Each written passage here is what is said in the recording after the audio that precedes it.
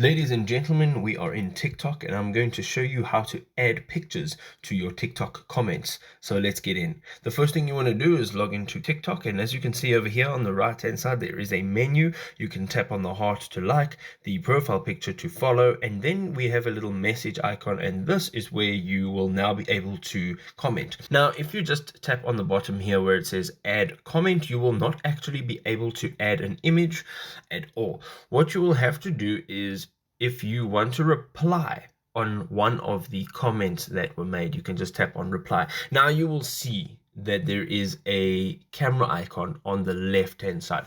Now what you can do is you can either take a photograph, and also you can upload. So if you go into the upload, you can upload any one of your images within your gallery, or alternatively you can just take the photograph and you can then add that picture to your TikTok comments. If this was helpful, don't forget to drop us a like, show your support, and we will see you next time. Cheers.